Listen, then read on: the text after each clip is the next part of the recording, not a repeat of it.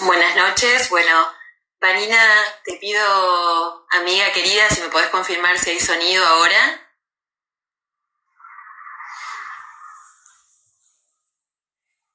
Recién no se escuchaba. Si me confirmás, Vani, te agradezco. Vanina o Caterín. ¿Se escucha ahí, Vanina? Hola, bonita. Hola, Caterín. Hola, Susana. Sí, perfecto, se escucha. Bueno, bárbaro. Bueno, buenas noches. Recién no se escuchaba, volvemos a empezar. Bienvenidos a un nuevo encuentro de Qué noche tan clara, veladas tangueras.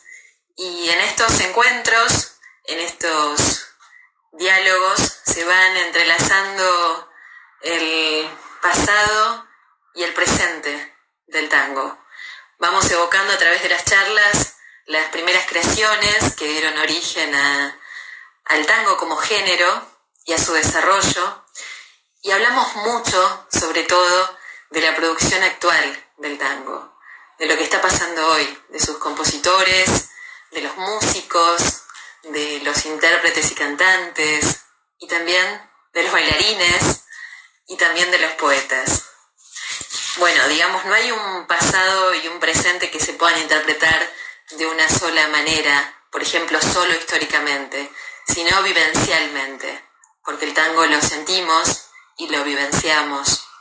El tango es cultura y la cultura es capaz de hacer dialogar el pasado, el presente y el futuro también, aquello que se hizo y lo que se está por hacer. Esta noche se la voy a dedicar a una de mis expresiones favoritas, que es la escritura y la poesía en particular. Admiro profundamente a aquellas personas que son capaces de poner en palabras situaciones, personas, vivencias, para que después nuestra imaginación las llene de imágenes y de color. Por eso hoy le vamos a dedicar la noche a la poesía del tango, a la letrística del tango, uno de los pilares de este género. Esta noche voy a entrevistar al poeta, escritor y periodista Raimundo Rosales. Raimundo nació el 21 de febrero en el barrio de Saavedra, en una época mucho más mucho más rockera que tanguera. Y bueno, ganó varios premios, entre otros recibió el premio Certamen de Tangos Hugo del Carril en la categoría Tangos Inéditos con Soy Cantor, el primer premio en el Certamen de Tango del Fondo Nacional de las Artes con el vals Historia de Amor con Parque. Además es hincha de Platense y jugó al fútbol en divisiones inferiores. Antes de comenzar la charla con Raimundo, me gustaría leer un fragmento del prólogo de uno de sus libros, un prólogo que le escribió nuestro amado y querido y admirado poeta Horacio Ferrer, nada más y nada menos. Dice así: Rosales, lo mismo que Cadícamo, García Jiménez, Discépolo, Lepera, ambos Homeros, Cátulo, Negro y Eladia, y todos nosotros, los demás, que abrazamos con ilusión y ansias de ser escuchados y apreciados esta trovadoresca esperanza de alcanzar el alma de los otros con unos tangos bien nuestros. Y ya lo quiero recibir al poeta Raimundo Rosales, así comenzamos a conversar. Ray.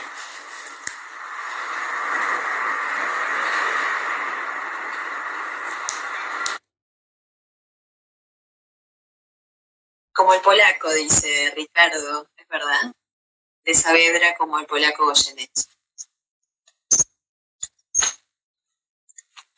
Hola Raimundo, buenas noches. Buenas noches, ¿cómo estás? ¿Cómo estás? Muy bien. Muy bien. Me alegro mucho. Justo terminó la conferencia de prensa del presidente anunciando la extensión de la cuarentena hasta el 24. Así es. Estábamos ahí viendo y mirando el reloj, a ver si terminaba antes de las 10. Sí, yo ya como que ya le tengo medio el tiempo a Alberto, sé que habla a las 9 de la noche, así que bueno, después termina justo para que empiece la nota. Bueno, Raimundo, hice una presentación y bueno, estaba comentando que sos del barrio de Saavedra. Vos sabés que este ciclo se llama Qué noche tan clara, por una frase que dijo el polaco Goyeneche, que me contaron una de las tantas noches de recalada, esas interminables de música, de canto, de poesía. Pasó la noche completa y salió de día, miró el cielo y dijo, qué noche tan clara. Y bueno, ese es el espíritu un poco de este espacio, de noche clara, digamos, ¿no? Y vos sos de Saavedra también. Y quería preguntarte, Raimundo, un poco si todavía, viste esta cosa de con la construcción indiscriminada de edificios horribles, con los cambios también culturales de comunicación y de relación entre las personas, todavía existe esa mística de los barrios, esa identidad que bueno, yo soy de Saavedra, yo soy de Montserrat, o sea, ¿existe eso todavía como tal? Sí, existe en Saavedra, se nota. Por supuesto que comparado con el barrio que yo conocí cuando era chico, el barrio aquel en el que estábamos todo el día. O sea, nosotros vivíamos en la calle y la calle era un lugar muy seguro para estar. O sea, los padres y las madres confiaban en que sus hijos estuvieran en la calle jugando porque era un espacio muy seguro. Con eso cambió, y además de las construcciones, como bien decís, fueron modificando la geografía de muchos barrios. Pero aún así, algunos barrios como Saavedra mantienen todavía ese espíritu. Y en el caso, bueno, yo por ejemplo vivo en la misma casa desde hace muchos años, en la casa de mis padres fallecieron, y todavía ahora está muy complicado el tema de las... Yo salgo a comprar el diario o a algún lado por acá y voy saludando a los vecinos, algunos que me conocen casi desde que nací. Entonces, esta cosa, este vínculo es muy lindo en el barrio. Y es un barrio que tiene mucha identidad. Podríamos decir que casi todos los barrios tienen identidad, ¿no? Pero hay algunos elementos que le dan una identidad propia. En este caso, a Saavedra tiene que ver con el hecho de que hay un club de fútbol que, si bien ahora está cruzando la General Paz del lado de Vicente López, Platense está muy identificado con Saavedra, o algunos íconos culturales, como el caso del polaco Goyeneche, que bien nombrabas, están muy vinculados a la cultura de Saavedra, y eso le da una identidad. Hay una cultura vinculada con el carnaval y con las murgas porteñas. En este momento, Saavedra tiene 7, 8 murgas porteñas grandes, de más de 100 integrantes cada una. Entonces, todos son elementos que le dan una identidad muy, muy poderosa al barrio. Yo amo Saavedra. Qué bueno, además, sí, claro, y además Saavedra, sí. Justo había puesto un tema, hay un tema Fantasma de Luna, que te lo grabó el maestro Raúl Garelo. Recién puse un pedacito, lo estábamos escuchando con la voz de Hernán Salinas, ¿sí? Ese tango vos se lo dedicaste al barrio, ¿no? Sí, ese es un tango que salió de un certamen. Viste que los certámenes de letras o de letra de música son una tradición en el tango, pero no de ahora, sino desde el principio del siglo XX, ¿no? Hay muchos tangos que han salido de concursos, y Fantasma salió de un certamen que organizó la revista La Maga en el año 97. Estamos hablando de hace muchos años, ¿no? 23 años. Y yo gané ese certamen, y la consigna del certamen era un tango a mi barrio. Entonces había que escribir un tango, y bueno, yo dije, esta es la mía, tengo que escribir el tango a Saavedra, que ya lo venía masticando desde hacía un tiempo, ¿no? Y bueno, tuve la fortuna de que gané ese concurso, y uno de los premios, en realidad coincidió casi con el fin de la revista La Maga. La revista La Maga había previsto un montón de premios para los ganadores, discos, una serie y no puedo cumplir ninguno, salvo uno, que era el único que a mí me interesaba, y era que le iban a dar en la letra ganadora a musicalizar a Raúl Garelo, ¿no? Entonces, bueno, la musicalizó él, que en ese momento, y en ese momento, azarosamente no, pero quiero decir, Garelo vivía en Saavedra. Garelo es del interior de la provincia de Buenos Aires, ¿no? De Chacabuco. Sí. Pero él vivió en Saavedra muchos años, se mudó pocos años antes de fallecer al centro, pero vivió muchos años en Saavedra y vivía a 4 cuadras de mi casa. Yo a Garelo lo conocía como espectador de ir a ver los shows de la Orquesta del Tango, pero nunca había ni siquiera cruzado una palabra. Y de pronto me vi envuelto en visitas periódicas a su casa, a charlar y a que me muestre, bueno, me mostró la música de este tango y otros más que hicimos juntos, ¿no?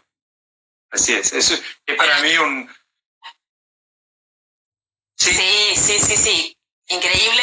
No, quería aclararles a los que nos están viendo que Raúl Garelo es uno de los músicos fundamentales del tango, un maestro que tocó con Aníbal Troilo, bandoneonista, que tocó con Troilo, que recibió en herencia uno de los bandoneones de Pichuco y que es uno de los grandes maestros de tango, digo, que te grabó tu tango, ¿no?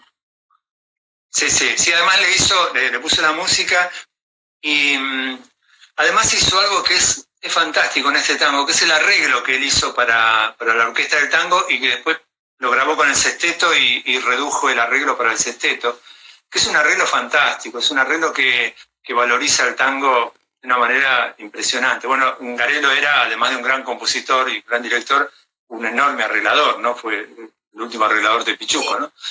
Y es un arreglo muy audaz, muy... Pensemos que estamos en el año 98, cuando él le pone la música y hace el arreglo, y empieza con una batucada de murga, con José María Lavandera ahí tocando la batería, una cosa... Porque él toma uno de los versos del tango que habla de la murga de Saavedra, y entonces hace incluso cuando termina esa batucada una melodía de canción de barrio, pam pam pam pam pam pam pam pam pam pam pam pam pam. Todo eso lo hace como introducción y después empieza el tango. Es una maravilla lo que hizo en el arreglo, ¿no? Tiene además un contracanto ahí lo hacía con el cello o con la mano izquierda del bandoneón durante toda la primera parte, que él explicaba que ese era el fantasma que andaba rodando por atrás del tango, ¿no? No, Garelo es uno de los músicos más audaces, más talentosos de los últimos 50 años, sin ninguna duda, ¿no? Sin duda. Los invitamos a escuchar, por ahí lo quería poner un poquito, no sé si se va a escuchar, a ver, vos decime, si no, los invitamos a escucharlo después, Fantasma de Luna, con la voz de Hernán Salinas, con Raúl Garelo. ¿Se escucha?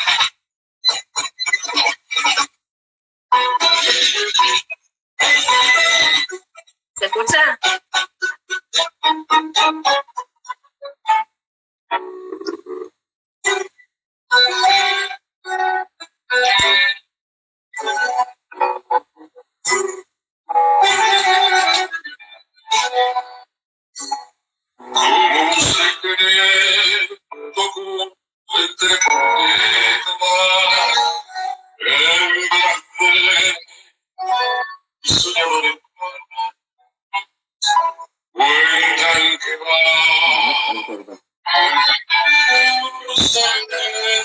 Más o menos, se corta un poquito.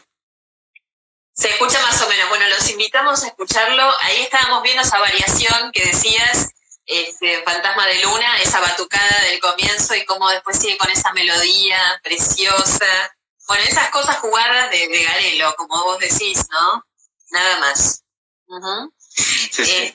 Muy audaz. Además, una persona entrañable, un ser humano maravilloso. Yo, por supuesto, quiero decir que yo no fui amigo de él, pero sí tuve muchas charlas con él, de ir a la casa. Un hombre me invitaba a almorzar cuando terminaba el show de la Orquesta del Tango. Fui muchas veces con toda la barra de las aves del mismo plumaje, que era el grupo que tenía él. Yo iba de colado, me invitaba a él. Y es un hombre que jamás lo escuché hablar mal de nadie. Es un hombre que todo el mundo lo quería y lo respetaba, íntegro. Yo lo extraño mucho, a Garelo, como músico, como artista y como persona. Totalmente. Raimundo, vos me contaste en alguna oportunidad que tu conexión con el tango empezó en Saavedra, justamente, en tu propia casa, ¿es así? Sí, Porque había una mujer dando vueltas por ahí. exactamente. Hay algo de eso que ahora te lo cuento nuevamente. Yo quiero decir también que el tango en los porteños, tal vez también en otros lugares, en Rosario o en Montevideo, entra cuando uno es chico sin que uno se dé cuenta. Entra por ósmosis, va entrando en la piel. En mi caso, yo nací en una casa de inclinato de Saavedra, una casa muy pobre, una especie de conventillo pequeño, ¿no? Donde había 4 o 5 familias y compartíamos, como es habitual en ese tipo de conventillos, el mismo patio para todos, con las habitaciones alrededor, un baño en común con agua fría.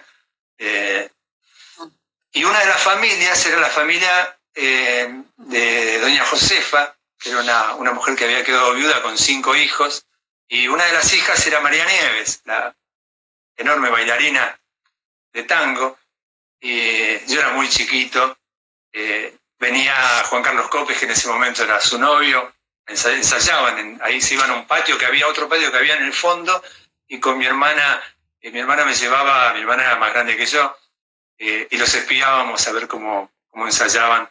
De manera que, bueno, ese es un elemento muy fuerte. Yo después dejé de verla durante muchos años, se hizo famosa, recorrió todo el mundo, y la reencontré recién en este siglo, donde me pude acercar y bueno, ahora últimamente fui a la casa un par de veces, la quiero mucho, la admiro mucho.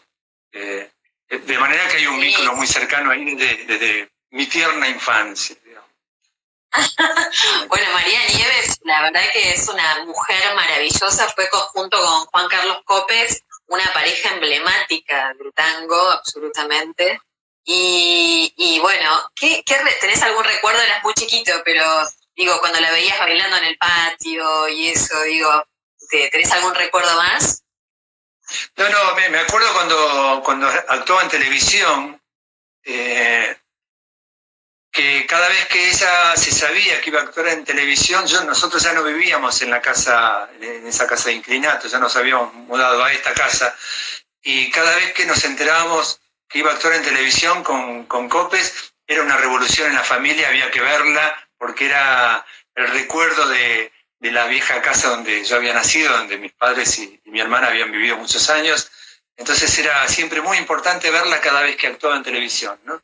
Y era como un orgullo. Me acuerdo de ese número famoso que hacían arriba de una mesa, bailando un tango muy, muy rápido, con muchos cortes y ganchos, en una mesa de sucuta. Sí.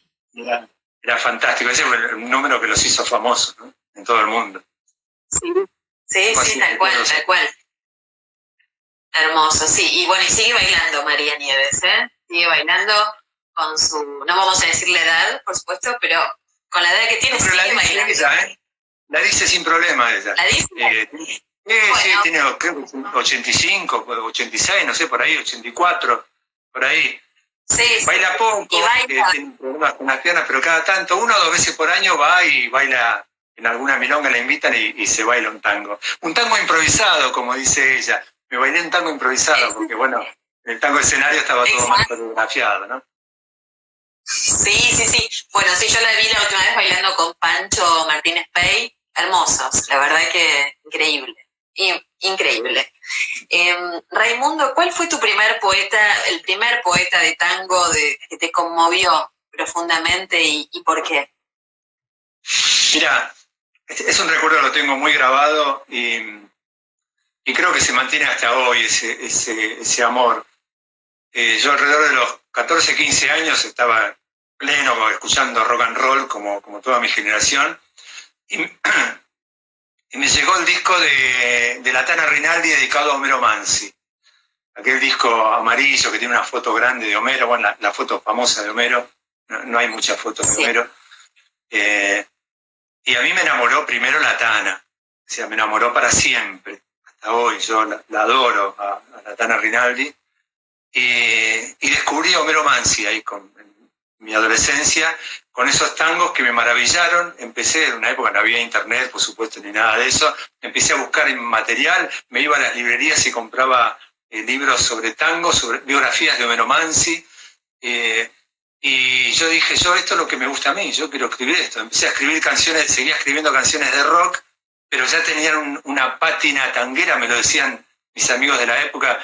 Vos escribís rock, pero es muy tanguero tu rock, era una cosa así medio extraña para la época. De manera que Mansi fue el primero que me enamoró, y casi que podríamos decir que de ahí pasé a Discépolo y a todos los demás, pero el otro hito importante fue cuando descubrí a Horacio Ferrer, porque me di cuenta que estaba haciendo un tango que tenía que ver con mi época, con mi generación, con mi ciudad, que era diferente a la de los años 40, y entonces esta mezcla entre la lírica, esa cosa lorquiana y dramática que tiene Mansi, con el surrealismo y lo fantástico de Ferrer, hicieron una revolución en mí, y dije, yo quiero ir para ahí. Y empecé a copiarlo como loco a los dos. Son dos referentes muy importantes para mí, hasta hoy. Uh-huh. Sí, nombraste, bueno, las cosas que te fueron impactando, ¿no? Por primera vez, nombraste, bueno, lo de la Tana Rinaldi. Ahí nos está escuchando Alfredo, su hijo, le mandamos un beso.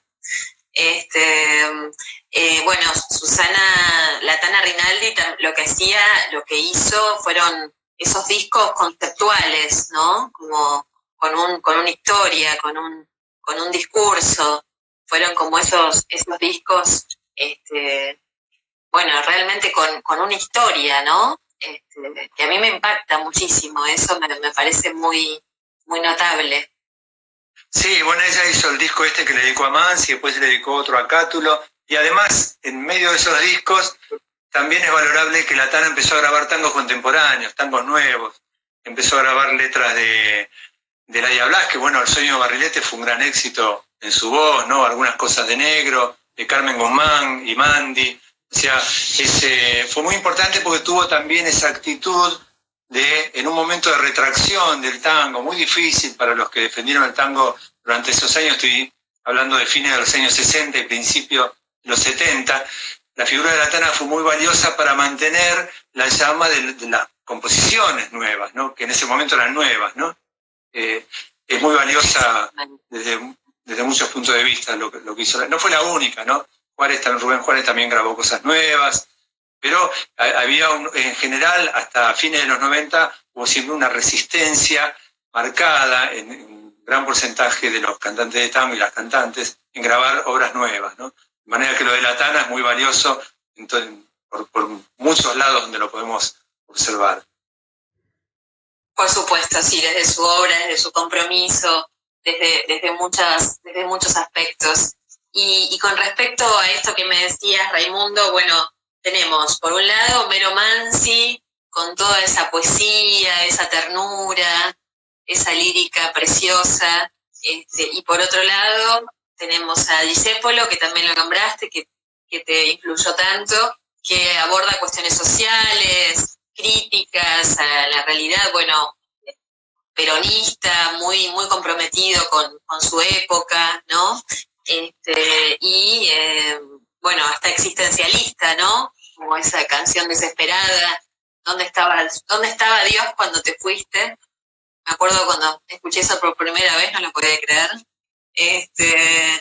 Entonces digo, mi pregunta es, con toda esa lírica y con todo ese pasado poético que tenemos tan grande, tan fundamental, ¿cómo haces hoy para escribir la letra de un tango? ¿Qué temas abordás? ¿Cómo se hace para escribir la letra de un tango hoy? Mira, yo tendría que decir en principio que un letrista actual de tango del siglo XXI en realidad tiene las mismas preocupaciones que un letrista de tango de los años 40, de los años 30, de los años 20. Porque hay preocupaciones que tienen que ver con la poesía, tienen que ver con el alma humana, que son las mismas, los mismos temas, no desde la década del 40 para acá, sino creo que si nos remontamos hasta Homero, pero no Homero Mansi ni Espósito, sino Homero el griego. Desde aquella época para acá, los temas de la poesía universal son más o menos siempre los mismos, y no son tantos. el amor, el desamor, la injusticia, la finitud, la idea de Dios, la trascendencia, el paso del tiempo, son más o menos siempre los mismos temas. Se van maquillando de acuerdo a la época con las realidades y con las circunstancias que uno va viviendo.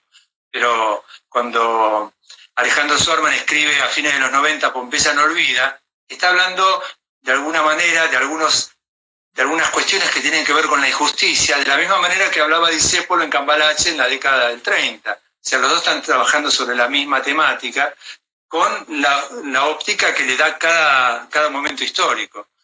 En este momento, además nosotros tenemos que pensar también que mi generación es una generación que llega al tango después de un periodo en el medio entre la década de oro y la actual, donde pasaron cosas importantes.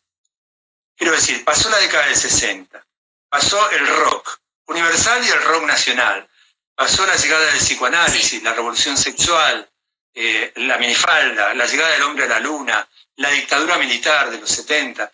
Es decir, todas esas cosas hacen que la realidad y la manera de sentarnos a escribir una letra ahora sea muy distinta a la década del 40. Buenos Aires es otro, y todas estas cuestiones, el mundo es otro, ni hablemos de lo que va a ser ahora después de la pandemia, ¿no? Pero, digamos, prescindiendo de esto, la realidad de fines del siglo XX y principios del siglo XXI tiene todos esos condimentos que atravesaron la historia desde fines de los años 50 hasta fin del siglo, la segunda mitad del siglo, que hacen que uno se pare de otra manera, pero ni siquiera pensándolo.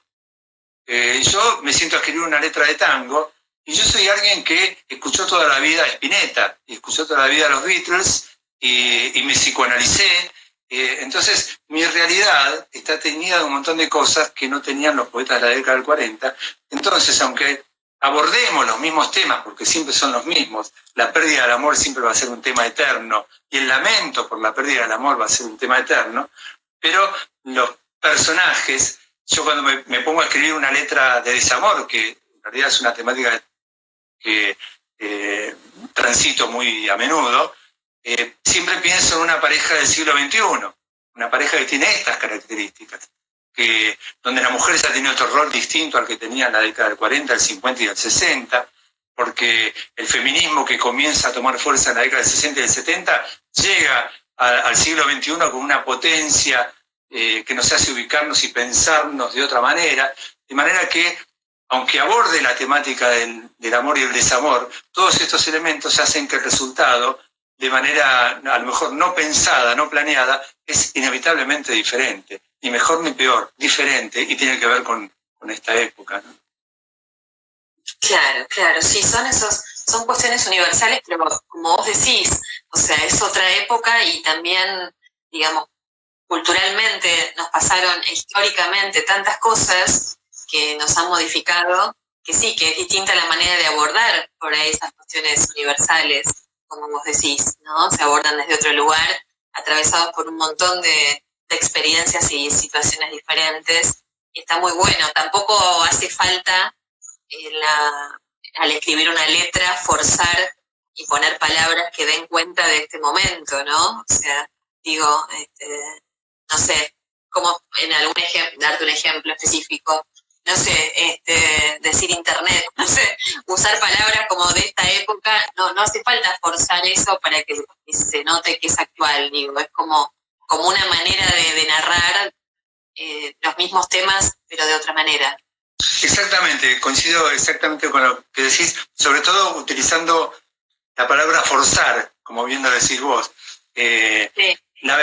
Palabras como internet o otras similares que tengan que ver concretamente sí. con la época que estamos viviendo, se pueden usar o no, siempre que no sea forzado.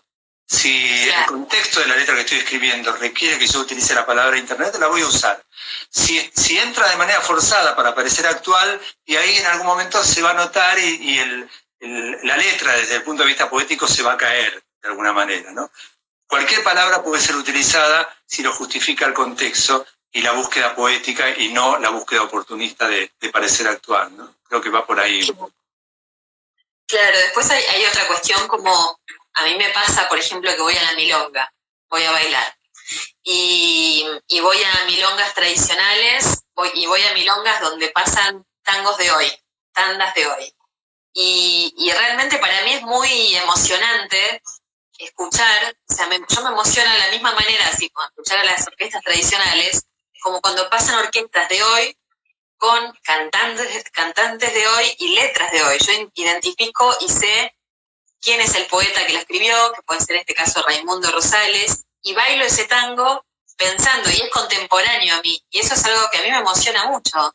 Realmente es inspirador el momento de escucharlo y de bailarlo también. Claro. Es interesante eso. Es interesante, y yo creo que también es algo que se va modificando. Las conductas en el tango se van modificando de acuerdo a la época, y también en la pista de baile, y eso es interesante.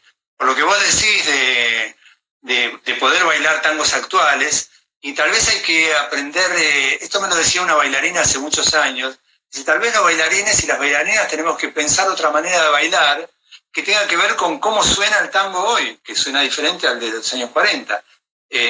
Incluso aquellos tangos que tratan de ser bailables, manteniendo una rítmica de principio a fin del tema, ¿no? Pero aún así el sonido es diferente, y a lo mejor hay que pensar otras maneras de bailarlo también, ¿no? Hay algunos intentos que son muy interesantes, como los cambios de roles o otras variantes que propone el tango queer y otras cosas, que no viene a reemplazar nada, sino que suma distintas maneras de mirar. Y bueno, el mundo va cambiando, y también posiblemente la pista de baile tenga que ir cambiando algunas cosas, ¿no? Es interesante todo eso. Sí, para mí. La verdad que es buenísimo. Yo te lo digo desde un punto de vista que yo tengo muy metido en la cabeza los tangos clásicos. Tengo a Troilo, a Di Sarli, no sé, a Pugliese, Darien, todo lo que se baila en la milonga. Y me pasó la otra vez que fui con mi amiga Vanina Tallini, fuimos a una milonga, tandas nuevas, de Pez Cañón, algo así, todas tandas nuevas eran. Y yo dije, voy a ver qué me pasa con esto. Y cuando escuchaba un poema escrito por vos, como te decía antes, por Matías Mauricio, digo, qué hermoso. Y de verdad, es verdad que te pasan otras cosas vivencialmente y empezás como a moverte de otra forma. Es verdad lo que decís. Hay como una deconstrucción en algún aspecto, sí. En ese sentido también. Uh-huh. Sí, se me cortó un poquito al final de lo que dijiste, pero bueno, creo que más o menos se entendió. Acá Vanina dijo, acá nos escucha Vanina Tallini, que me dice, vuela el pez. Ahí está, vuela el pez se llama la milonga esta que te cuento. Ah, sí, ahí en Córdoba. En Córdoba, ahí, sí. Y la verdad que bueno, la verdad que lo recomiendo. Como experiencia es hermoso, y bueno, de todas formas también en las milongas hay orquestas con cantantes de hoy, con orquestas actuales, así que bueno, está llegando la nueva letrística, está llegando a la milonga, están llegando a los discos del tango, ¿verdad? Sí, se corta un poquito cuando vas hablando. Me decías que las nuevas letras van llegando a la milonga. Sí, evidentemente es lo ideal, ¿no? El tango nace bailado, y después se incorpora a la letrística varios años después de haber nacido el tango como música y baile, de manera que es una comunión de tres que tiene que estar, que está bueno que se mantenga siempre, que no se pierda. Es decir, el baile, la danza, la poética y la música y la voz de los cantantes y de las cantantes. Todo es un combo que está bueno que no se pierda el baile, que no se pierda la poética. El tango es todo ese conglomerado, ¿no? Y ha logrado niveles de excelencia en todos los rubros. Esto es lo que marca un poco la diferencia con otros géneros populares del mundo, ¿no? Que ha logrado un nivel de excelencia en todos los rubros, en la poética, en la danza, en la interpretación musical, en las voces. Fantástico. Sí, acá nos escribe también Omar Viola, que organiza el Paro Cultural, que nos está viendo, y él siempre lleva orquestas nuevas, siempre nos escribe, claro. Omar.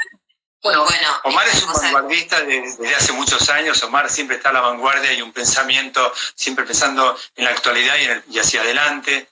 Son esos gestores culturales que uno agradece, ¿no? Desde allá del Teatro de la Cortada, cuando estaba en el Paracultural, en los años 80, ¿no? La semana pasada estuvimos hablando con él, sí. Raimundo, y vos, bueno, hay algo muy hermoso, que además de leer tus libros, es muy hermoso el hecho de escucharte recitar tus poemas. Yo te he escuchado en vivo muchas veces y es una experiencia muy, muy conmovedora, ¿no? ¿Qué te pasa a vos al momento de recitar una poesía? ¿Cómo es el vínculo con el público, con la gente que te escucha al momento de recitar? Sí, es algo que a mí me atrae, que además complementa desde un lugar imprevisible en mí, que durante muchos años solo escribía, y la labor de escribir un poema, escribir literatura en general, es un oficio, un trabajo, no sé cómo definirlo, siempre todas las palabras me parecen equivocadas, muy de soledad. Es un trabajo, es estar muy, muy en soledad, ¿no? En orgullosa soledad, como decía Roberto Alba. De manera que poder estar en el momento. Yo tenía este placer hermoso de poder escribir una letra de canción, pasársela al músico, después llegar al cantante, pasan a veces muchos años, y después escucharla como público, la canción, digo, fantástico, una emoción tremenda. Pero poder decir yo una letra o un poema, que no es una letra de tango, directamente frente al público y recibir en el momento la devolución, la cara, a veces veo los rostros, a veces atentos y a veces aburridos, los aplausos o no, digamos, este vínculo inmediato que los actores o los cantantes están muy acostumbrados, para mí era una rareza y la verdad que lo disfruto bastante. Es un complemento diferente al hecho artístico de escribir, ¿no? Pero a mí me atrae mucho. Tuve la suerte de poder armar espectáculos así con cantantes en los últimos años, donde compartimos esto de la canción y el poema dicho, y me atrae mucho, sí, me atrae de verdad. Uh-huh. Me gustaría, si tenés ganas, si querés compartir con nosotros el recitado de alguno de tus poemas. ¿Querés? Bueno. No sé si elegiste alguno, si es de tu último libro o... Sí, voy a leer algo. Buenísimo, gracias. Mira, marqué un par y no sé cuál me parece que voy a elegir este. Es un poema de Hilos de Agua, que es un libro que hasta ahora es el último libro editado. Siempre me gusta decir hasta ahora, porque viste que no hay que decir el último libro, porque parece una cosa así muy fatalista. Entonces yo digo, el último libro hasta ahora. Ya van a venir otros. Este es un poema que yo le dediqué a mi hija, pero en realidad el poema en sí no habla de ella, sino que cuando escribí este poema dije, le voy a regalar este poema a mi hija, ¿no? Porque hablo de la mujer y de la mujer en lucha, y mi hija es una militante feminista así muy comprometida, y además baila. Carolina.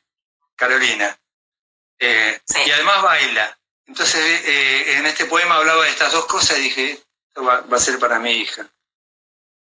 Se llama Dicen que vino, dedicado a Caro, y tiene un acápite de Emma Goldman que dice, si no se puede bailar, no es mi revolución. Dicen que vino con el alba en las caderas, con un terrón de plumas en acorde de séptima aumentado en alcohol, y los pechos como cajas percutiendo porfiados y nobles. Llegó volando y se bajó de su alfombra de crines, con un salmo indecente en sus labios de bruja, con las llamas de la historia en las uñas y los ojos bien abiertos, y animal en Orsay. Dicen que entró danzando con su escote fuera de escuadra, tropezando con sus huesos en un vaso de tangos, saltando redonda y mal hablada junto a un latido de espuma. Y así bailó, debajo de su sombra, encima de los mares y los miedos, aterradoramente rebelde y feroz, como la palabra lluvia. Hermoso, gracias Raimundo. A vos, a ustedes. Precioso. ¿Ya lo habías leído en público, este poema? De vez en cuando, no es de los que más leo, no es de los que tengo memorizados, por ejemplo. Cada tanto me gusta compartirlo, no mucho. Raimundo, ¿cuánto hay de poesía en la letra de un tango? Porque una cosa es la poesía, otra cosa son las letras, pero ¿cuánto de poesía hay en una letra? ¿En general en las letras? Sí. Bueno, En principio habría que decir algo que nos decía siempre Héctor Negro como enseñanza, es que una letra de tango que no tenga un componente poético fuerte, poderoso, igual está bien, igual funciona. Hay muchos autores que no son poetas y han hecho letras fantásticas y son muy lindas. Los que consiguen transmitir con el oficio de la letrística, además, un componente poético importante, no son tantos. En el tango hay un número importante, pero comparado con la cantidad de letristas que hubo desde el principio del siglo XX hasta ahora, los grandes poetas de la canción no son tantos, como pasa en otros géneros también, ¿no? Yo diría que además de Mansi y Discépolo que mencionamos, y Ferrer, podríamos sumar a Cátulo sin ninguna duda, podríamos sumar a Espósito. Eso para mí es el Olimpo de los grandes poetas del tango, esos cuatro, ¿no? Ferrer es más contemporáneo, ¿no? Pero Mansi, Discépolo, Cátulo y Espósito es como el Olimpo. Después hay otros grandes autores que han logrado momentos eventuales de calidad poética. A mí me gusta mucho Lepera, me gusta mucho José María Contursi. Cadícamo tiene algunas cosas interesantes. Dicho así parece una falta de respeto, ¿viste? Yo decir Cadícamo tiene algunas cosas interesantes. Cadícamo es enorme. Cuando la obra es tan larga, algunas veces ha logrado hallazgos poéticos muy fuertes, ¿no? Esos son los poetas que han trabajado mucho la letrística con una búsqueda poética muy fuerte y con estilos diferentes, ¿no? Mansi con una cosa muy tierna, como decías vos, pero también con una cosa dramática. En Mansi aparece mucho la muerte. Discépolo ha investigado en el alma humana como muy pocos autores y como muy pocos letristas en el mundo. Tal vez habría que ir a buscar sociólogos o filósofos para encontrar a alguien que haya ahondado en el alma humana como lo hizo Discépolo con esa maestría, ¿no? Cátulo, que a mí me enamora todo lo que escribe, Espósito con esta manera de Matías Mauricio le dice el poeta del asombro, y me gusta mucho esa definición, ¿no? Nuestro poeta surrealista. Después Ferrer fue un poco seguidor de esa línea, ¿no? Sí. Pero bueno, en general son poetas que han tenido una enorme formación, una gran cultura, que han leído mucho y que conocen toda la poesía universal. Son autores muy cultos. Para escribir poesía de la canción y tratar de tener una búsqueda poética es necesario formarse, es necesario leer mucho, conocer cuáles son las grandes corrientes literarias de la poesía de todos los tiempos, los hitos poéticos, los poetas importantes, lo que aportó cada uno en su momento. Y estos hombres eran muy cultos. Hoy en día hay una generación muy importante, se ha incorporado una camada de letristas mujeres también muy importante, que eran minoría a lo largo de la historia. Creo que Laria fue la primera que logró un reconocimiento importante. Ha habido algunas letristas anteriores. Y hoy en día hay un montón por suerte, ¿no? Sí, porque tenemos, así de tu generación, bueno, tenemos a Ernesto Pierro, a Acho Stoll, el Tape Rubín, bueno, las mujeres, Vivi Albert, ¿no? La gran poeta. ¿Qué otras mujeres poetas mencionar? De esa generación está Nelia Puig, que escribe cosas muy lindas. Marcela Bulli, que era cantautora, tiene cosas muy lindas. Y en la generación actual, bueno, está Marisa Vázquez, que tiene unas letras muy interesantes. Más joven, Cintia Trigo, Victoria Di Raimondo, Natalie de Vincenzo. Hay autoras que abordan la poética del tango desde un lugar muy interesante, de una generación que viene con un empuje muy potente. Por suerte hay un montón de nombres. Seguramente cuando termine esto digo, ¿cómo no nombré? Me olvidé alguna, pero bueno, rápidamente me acuerdo de esos nombres, ¿no?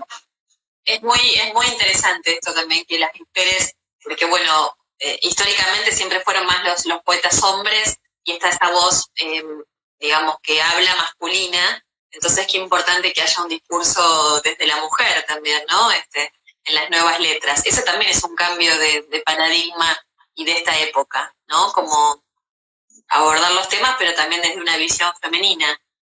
Exactamente, sí, sí. Sí, es necesario además, ¿no? Esta es una demanda que venían haciendo mucho las cantantes mujeres, de decir, bueno, tenemos que cantar letras que han escrito hombres, han escrito varones. Hay cosas que son paradójicas y hasta, bueno, ahora con el paso del tiempo suenan simpáticas, ¿no? Posiblemente el primer tango cantado de manera profesional, según los historiadores del tango, sea La Morocha, que se estrenó allá por 1905, ¿no? Muchos dicen que fue el primer tango, no el primer tango escrito, pero sí el que se cantó en un escenario de manera profesional. No me acuerdo bien ahora el nombre de la cantante que lo estrenó, pero digo, es La Morocha que dice, yo soy la morocha, la más agraciada, y fue escrita por un varón, que fue Villoldo, ¿no? Ángel Villoldo. Digo, hasta esas cosas, algunos tangos que cantaba Tita Merelo estaban escritos que hablaban en primera persona femenina, estaban escritas por varones. De manera que es necesaria la voz de la mujer. Por supuesto que hay cosas que aunque las hayan escrito los varones, las pueden cantar las mujeres y viceversa, ¿no? Pero la poética en manos, en plumas de las nuevas autoras es fundamental para que el tango diga todo desde todos los lugares, ¿no? Por supuesto. Raimundo, y antes nombraste que, bueno, cuando te encontraste con Horacio Ferrer fue muy revelador para vos. Vos le escribiste un poema muy hermoso, Horacio, que se llama Las manos de Horacio, que es precioso. ¿Cómo fue tu encuentro con él y en qué sentido te marcó a vos o te inspiró? ¿Qué vínculo tenías con Horacio? Bueno, después de ese vínculo lejano de la adolescencia, cuando yo descubrí su poesía, pasaron muchos años hasta que pude conocerlo personalmente. Alguna vez lo habré saludado, cruzándome en la calle, así, pero el vínculo aparece hacia fines de los 90, justamente cuando Garelo estrena Fantasma de Luna. Yo me cruzo con él y es feo decirlo así, pero bueno, me felicitó por ese tango y ahí, cada tanto yo iba a la Academia Nacional del Tango y cada vez que podía me quedaba un rato charlando con él. Era un conversador, bueno, no descubro nada nuevo, ¿no? Vos lo conociste también. Era un gran conversador, un hombre amoroso. Y yo tenía, desde mucho antes de conocerlo, la idea de escribirle una letra a él.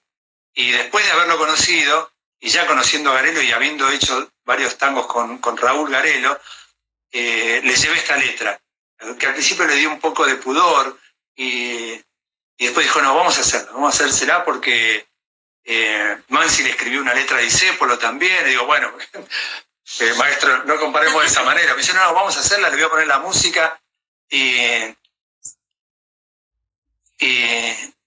Horacio me llamó un sábado a la mañana. No lo cuento muy seguido esto porque me da cierto pudor a veces. Horacio me llamó un sábado a la mañana, yo estaba trabajando acá en este mismo lugar, y me dice, Raimundo, habla Horacio Ferrer. Dice, acabo de escuchar el tango que hiciste, me lo acaba de traer Garelo, que está acá al lado mío, me lo tocó con el bandoneón, y yo iba siguiendo la letra, y bueno, y me lo agradeció mucho. Orgulloso. Sí, a partir de ahí, bueno, siempre que nos veíamos estaba este vínculo, que él me agradeció siempre ese tango, me marcaba algunas líneas, me decía, me gusta mucho esto está muy bien. Él me decía que cuando él escribió la letra dedicada a Espósito, fue muy importante la devolución de Homero.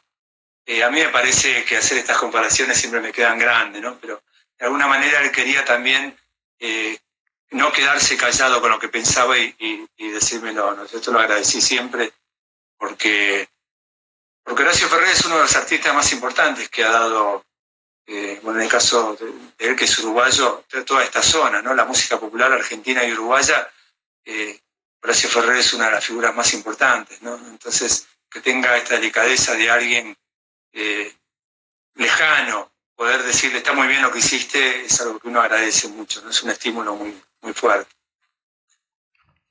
Raimundo, ¿y en qué estás trabajando ahora? ¿Estás escribiendo en estos días? particulares que estamos viviendo, ¿cómo lo sentís? ¿Estás escribiendo poemas? ¿Estás escribiendo letras, nuevas letras? Contanos. Sí, estoy escribiendo a una velocidad superior a la normal. Sí, estoy escribiendo desde que empezó la cuarentena. Escribí mucho más que lo que venía escribiendo como promedio en los últimos años, ¿no? Yo estoy escribiendo básicamente en estos momentos, yo voy cambiando de músicos con los que comparto la composición, ¿no? Sí. Desde hace un tiempo vengo trabajando mucho con Franco Luciani y con Luciano Tobaldi. Y sigo trabajando con ellos, estoy haciendo algunas cosas con ellos. Y con Tato Finocchi, que es un músico de La Plata fantástico, habíamos hecho... Gran compositor. Sí, enorme, además director y arreglador grande. Habíamos hecho muchas canciones hace muchos años, entre el 2010 y el 2014, por ahí. Tato sacó un disco con esos temas que hicimos juntos, y después dejamos de trabajar juntos, y ahora, cuando empezó la cuarentena, le digo, Tato, ¿tenés ganas de hacer algo? Y le mandé ya varias letras y estamos trabajando con él también, así que básicamente con ellos tres. Y en el medio a mí cada tanto me gusta ir escribiendo algún poema, que son piezas poéticas que no están destinadas a ser canción. Cuando yo escribo un poema trabajo la métrica libre, cuando uno hace canciones tiene que estar pendiente de las estructuras, de los estribillos, de las partes. El poema tiene esto que es cierta libertad, que no es tal, porque a veces es más complejo escribir en verso libre que atado a una métrica. Entonces fui también haciendo algunas cosas, hace poco publiqué algo en Facebook sobre... Lo leí. Sí, ¿viste? Porque también me interesaba tratar el tema del miedo, y salió un poquito ahí algo que tenía que ver con eso. De manera que sí, estoy escribiendo bastante. Bueno, o sea que vamos a ver, o sea, post pandemia va a haber como una producción importante de poesías y de letras que vamos a poder leer y escuchar después. Qué bueno, qué bueno. Raimundo, pues nos quedan pocos minutitos de transmisión, entonces, bueno, en principio, bueno, quiero agradecerle a todos los que nos están escuchando. Ahí nos dejaron comentarios Marily Machado, Vanina Tallini, Catherine Leighton. Lo que es bueno es que son distintas disciplinas, ¿no? Cantantes, bailarines, bueno, Alfredo Piro. Les agradecemos a todos por compartir este momento y bueno, me gustaría, Raimundo, si tenés ganas, acá nos escribe Ricardo, J. Ricardo, que no lo conozco, pero debe ser un amigo tuyo. Ha sido una noche clara, nos dice. Nos manda besos, Vanina.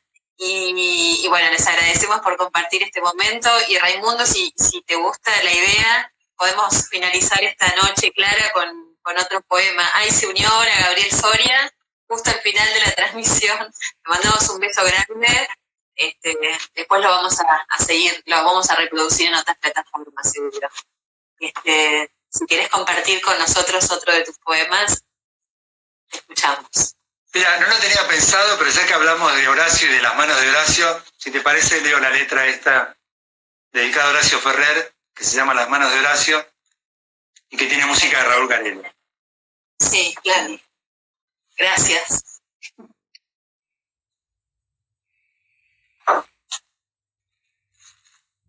En el barrio del perfume a otoño, las palabras se han enamorado de un poeta con claveles rojos y caprichos de ángel desvelado.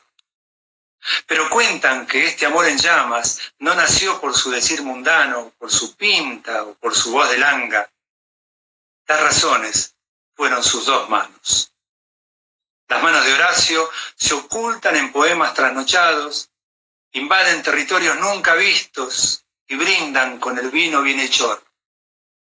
Las manos de Horacio se arrojan a los pies de la poesía y suben por debajo de su falda buscando los secretos del amor.